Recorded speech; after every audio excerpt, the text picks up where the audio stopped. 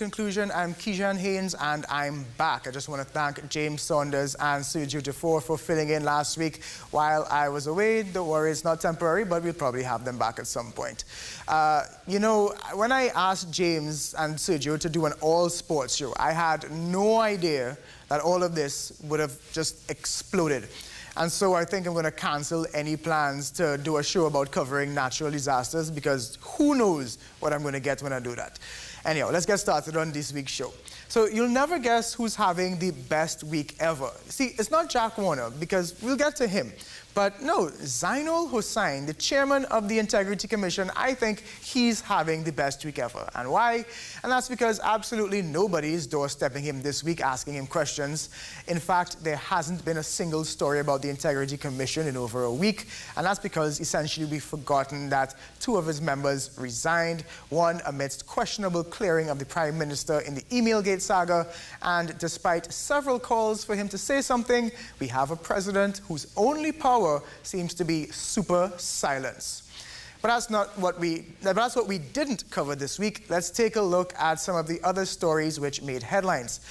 Pavement in Curette became the delivery room for a pregnant woman who gave birth with the help of passing strangers. Now, one of the Good Samaritans was getting bad reviews for recording it and posting it online in the first place. Scene News' Peter Christopher spoke to the woman who shot the video and she told him why she did it.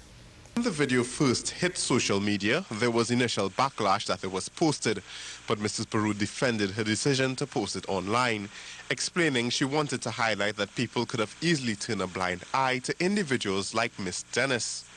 I did not post the video.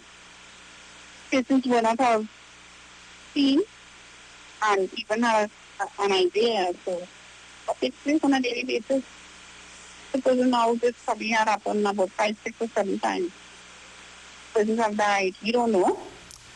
And really, when you think about it, that's it for non-Jack Warner related stories this week. Quite disappointed when you consider everything else that's going on in the country, and there are people who are actually crying out for us to cover more stories. But since it's time to go there, we're going there. Earlier this week, questions were raised by both the TNT Mirror and TV6 on connections between CNC3's Morning Brew host and her previous employer. Hema Ramkissoon was, of course, Jack Warner's media advisor and was in Zurich with him right before he resigned from FIFA. Now, from the media point of view, it's easy to wonder whether or not it's appropriate for someone with such close ties to the story to be reporting on it. But on Friday, on the Morning Brew, she interviewed British journalist Andrew Jennings, who, for years, was gunning for her former boss. You had a specific focus, Mr. Jennings, with Mr. Warner. Mr. Warner used to say that you were obsessed with him. What led you to focus on Mr. Warner and his activities? Why did you dedicate so much of your time and effort specifically towards Mr. Warner? It's not because he's Caribbean, it's not because he has a black skin, it's because he's one of the biggest thieves and corruptors I've ever come across in now 47 years as an investigative reporter. Now, stay with me here. I'm not saying that there was anything wrong with the interview. A portion of it is available on CNC3's Facebook page. You can check it out for yourself. She was calm, collected.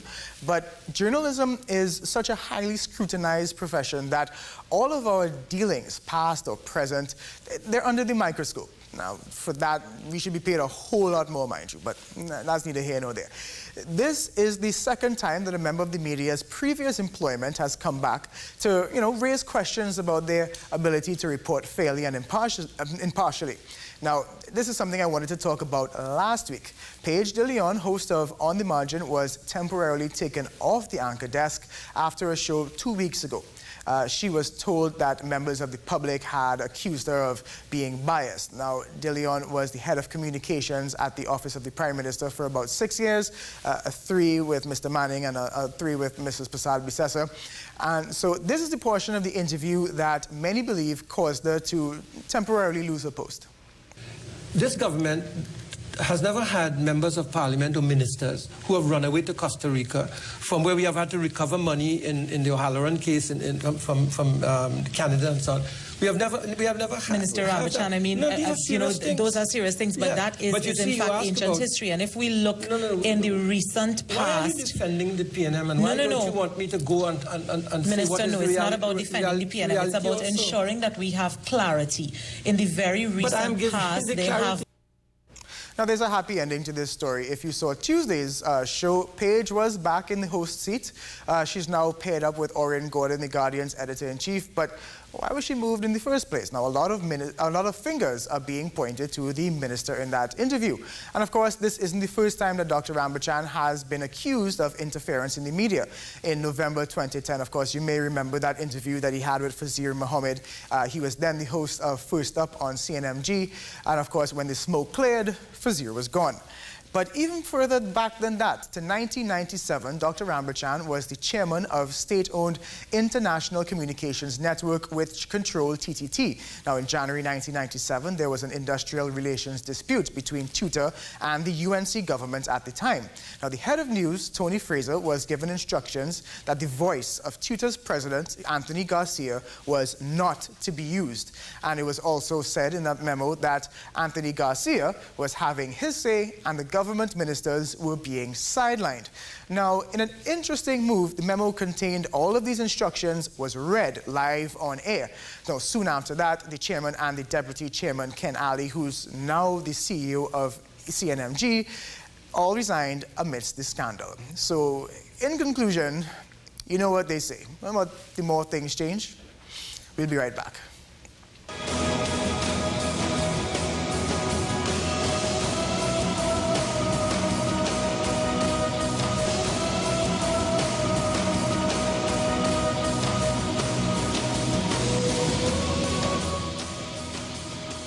Welcome back. Now, no matter how hard they try, the Ministry of Tourism couldn't begin to dream about the kind of exposure that we're getting this week.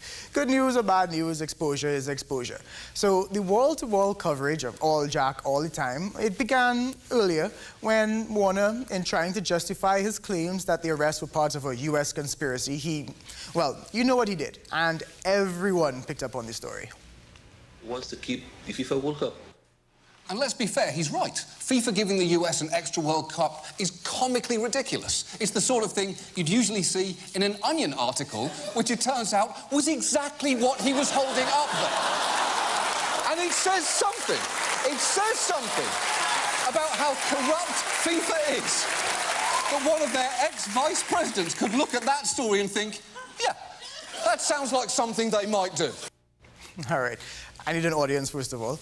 And I just realized I just showed a weekend review show in a weekend review show. Inception. Anyhow, side note, before you laugh at Jack Warner for believing fake reports on the internet, please remember this. Charlie, are you here?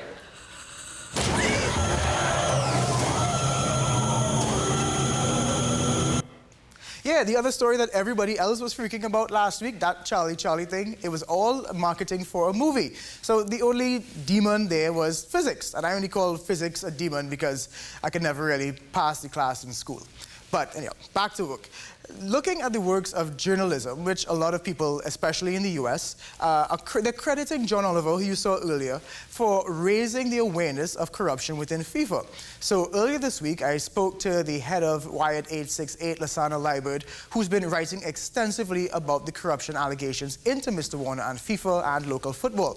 And if you've ever read Liebert's articles, he's a bit of a satirist as well. So he spoke about the role of satire in reaching a mass audience.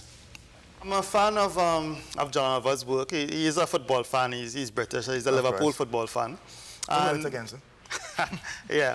And satire helps. You know, of course, Wired does do some satire too. You know, and what it does is that it makes information more palatable. Right. Let's say to a wider audience. It takes it sometimes beyond the smaller scope of football fans, you know, and that's good. And a good satirist will dilute a complex scenario down to its base form and sometimes make it easier for people to understand who have only a passing interest. You know, so in that sense, you know, people like John Oliver do a service to the field too. Even as much as Andrew Jennings would do the heavy-hitting investigative pieces that would, you know, make so much revelations. But I also asked him how he felt about all this on a personal level because, I mean, he's been covering this story for years and he's felt the brunt of Mr. Warner's attacks for some time. If I were getting my facts wrong, I'd have been out of business a long time ago. I'd have been sued, and definitely why they take it can't stand up to FIFA or Jack Warner in terms of you know, senior counsels and queen counsels and that kind of thing, you know. So personally, I don't see it as a vindication, but I'm just happy that justice seems to be you know, done here, or about to be at least. You know, the only sad note for me is that Trinidad and Tobago authorities never did it. Now, at a cottage meeting on Wednesday night, which, might I add, just had the most amount of media I've probably ever seen in one place, Jack Warner says that he wants to work against those who are tarnishing this country's international image. And because that's good, because God forbid we have anybody tarnishing this country's international image. Jack Warner might very well be the most talked about man in the world right now. As the key figures at the centre of the crisis that has engulfed football's world body, FIFA has said he will reveal all about alleged corruption at the organisation. CNN, ABC, NBC, Time, Al Jazeera, France 24, Reuters. Pas me taire à 72 ans. Je ne vais pas les laisser me priver de ma liberté. Former FIFA Vice President Jack Warner has made a televised address saying he has proof of a link between football's governing body and the 2010 elections in his home nation of Trinidad and Tobago. A televised address in Trinidad on Wednesday night saying he will prove a link between soccer's governing body and his nation's elections in 2010. Listen, there's so much foreign media in the country right now that we are literally tripping over them. Where this $10 million went to, in one project right here.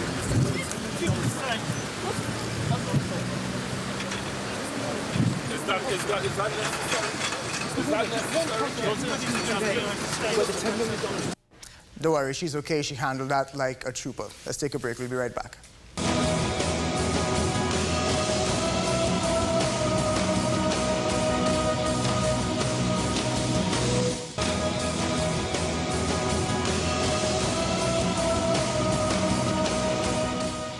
Welcome back. So there's always a lot to talk about when you're covering Jack Warner. So I brought in somebody who's covered Jack Warner quite a lot and just basically has covered quite a lot.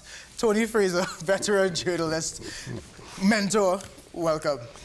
Thank you. Thanks for coming. Good to see you, Kejan. Been trying to get you on for a while. Yes. So let's talk about this. When I see you on television, I feel happy. Well, you brought me into the media, so you should. This is your work. So ask me nice, easy questions to repay me. Not at all. Not at all.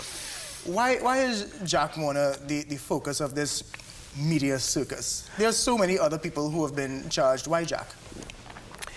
Obviously, Jack has been at the center of football business, not only nationally, but internationally. FIFA, being the vice president for so many years, being on the executive committee of FIFA, being at the center of all kinds of transactions and organizations. On the positive side, we think only about Jack Warner involved in all of the allegations and so on, but Jack Warner was instrumental in widening the number of countries and continents that could qualify for the World Cup. So Jack has been at the center of all of that, and of course it makes for good news in the sense of people covering a lot of stuff to focus on Jack. Well, that's the other thing. You think of, I don't think any of the other indicted FIFA members are going around having meetings or cottage meetings, and that sort of easy access. Is that another reason for it? Yes, he's a political figure. He's a lightning rod for all kinds of actions going back 2.5 decades, so that he naturally attracts attention. He was central to Blatter's election and re-election and continuing existence, so he's at the center of activity.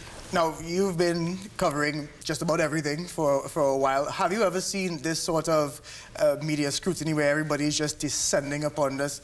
That wasn't, I'm guessing, the coup. Well, you know, not only locally but internationally, because of the nature of the story has attracted quite a lot of attention. And the big thing in all of that is the U.S. Justice Department and the FBI.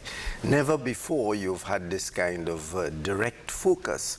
FIFA has been in the news for alleged corruption for a long, long, long time, but never has there been this kind of focus. There has been an internal investigation. There was the David Simmons CONCACAF inquiry, but now this is really big.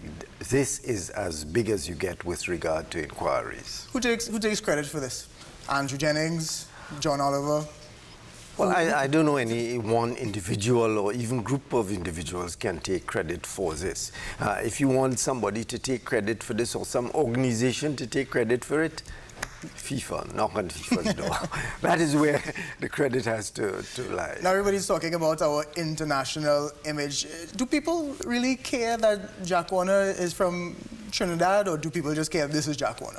No, I think Trinidad and Tobago, any country that somebody like Jack Warner has come from and is associated with, and not as an average citizen, but rather as a senior government minister, a man who has acted as prime minister, there must be focus on the country. There must be questions about the country, and I'm sure that the foreign reporters who have been here over the last week and a half to 2 weeks, they have been focusing on that story also. Trinidad and Tobago at the center of all of this country. And the reaction, I'm guessing, of the people, because when you look at some of the foreign reports, a lot of them are still finding people who like Jack Warner. They want Jack Warner because they say he's a man of the people. Do you think that raises questions in the eyes of somebody who may not be accustomed to our level of politics, or Jack on that level? There may be some concern. And when you think about Jack Warner was the most popularly elected politician in the 2010 election. He acted as prime minister.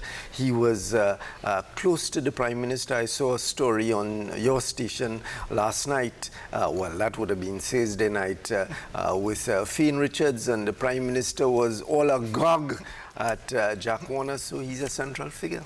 And so, what do we know now? It's not like we can go back. So how do you capitalize on this? I think, I don't know about capitalizing on anything. There has to be a way to capitalize on it, because we get all excited when you say capitalize, what do you mean? We get excited when Amber Rose comes and she has 4 million followers and she tweets, and you know, that's 4 million. You're talking about the media capitalizing? There has to be a way for the country on a whole to say, well, yeah, we have Jack Warner, but here we have beaches and carnival, and there has to be some way to capitalize on all of this. I don't know if capitalize is the word. But what I would like to say, Kejan, is that Jack stands in a very critical point at this moment, in a critical place at this moment. He stands, there have been contentions about corruption, not only at the FIFA level, not at the football level, but in the political arena for decades, with regard to financing, with regard to how political parties engage with business people. Jack is at the center of all of that, and he is now promising, not me, he is promising that he's ready to take off the gloves and blow the whistle on that. I think he's promised it before, though. Well, this is his last chance. Let's say this is his last chance. I think he stands in a position to benefit the society if he has information, and if he wants to release that information, not simply as a vendetta against X or Y or Z, but for the society to see what happens in this arena of big finance and politics. He stands at the center of that. And likewise, he stands at the center of the international arena with FIFA. FIFA, as we know, is not a Sunday school organization, literally law unto itself. I think the U.S. authorities could be very well interested in hearing what Jack Warner may want to tell them if it comes to that. Do you buy his argument that this is just a U.S. conspiracy just to get a World Cup, or to get back at him for not getting a World Cup? Well, it's not a case of buying or not his argument. What I could say is that I heard a British sports minister on television. He said, are we ready? Yeah. Said, he was, if you have to do it. He was literally petitioning for for the Russian games to go to Britain, and he said, we're ready, we have everything in place and so on. So that there is far more to this matter than meets the eye or has been revealed at this point in time. And I think I heard somebody ask the question of Jack Warner if he'd be willing to provide evidence, and he skillfully sidled around that. If he is going to provide that audience, I am sure that his lawyers and so on will be playing the kind of games that is required for him to make that kind of testimony. How does this affect the election? Because on one hand, you have the government who, of course, was in close embrace with him, and now they're completely distancing themselves. You also have the opposition parties, which seem to start to team up with him for a little while, and now they're distancing themselves. Now, Jack has always said he will be the kingmaker in this election. It seems as though he still is, right? A different kind of kingmaker, if you like. I think there is a lot of potential. It depends on what he has and what he's willing to say. If it is just bluff and bravado and gambage and so on, then you know, the national community will know that. If, on the other hand, he really has the kind of information that the society is interested in, and when I talk about people being influenced, I don't talk about the supporters of the two fanatical parties on both sides. I talk about people in the center who want information, who want to know what happens behind the screen of political the underbelly of the politics, where there's a lot of horse trading and business corporations coming forward, and I like to say buying blue chip investment in the treasury after the election. This wasn't really a secret to anybody. Everybody knows this. Now we need to know the detail. The country needs to know the importance, the vital importance of campaign finance regulations and laws and so on, which the business community and politicians have been hiding behind for a couple of decades now. How does Jack want to get away with essentially he's still running to be the Prime Minister of the country? With all of this going on, is there something wrong with our political system that we could still allow someone with such heavy charges against him to, you know, still have a shot? The heavy charges have been against Jack Warner for a long time. We allowed him into office in 2010. We allowed him to take up the acting Prime Minister role, the Minister of Works and Infrastructure. So we created this beast? I'm not calling him a beast. In other words, we created this problem that we're in now, where we have to go... On the other side of that, I am saying that a man has a right to defend himself. And I am not defending Jack. I can't defend Jack. Jack can defend himself and his lawyers. And the law requires that when you want to go to extradition, first of all, the U.S. has to provide the charges, the specific charges, and Jack has a responsibility to respond to them. In the past, and I think if you ask me where he has failed in the past, is to go before, first of all, the FIFA committee, the Sports Arbitration Committee, the David Simmons inquiry, and clear his name. Now he will have no choice but to go to the local court and perhaps up to the Privy Council level to clear his name. From a media perspective, what do you think of the reporting both locally and internationally? Are we matching up? Well, I haven't studied it in that kind of close kind of way, but listen, the local media, if not for the local media, and surely the international media after that, who would have known anything in this country? The media have been, of course we have our faults, but the media have been at this core of exposing all of the wrongdoing as far as we in the media can get information over the last 20, 25 years. Well, Tony Fraser, thank you very much for all your time. Thank you, my friend. Let's take a break. We'll be right back. This is In Conclusion.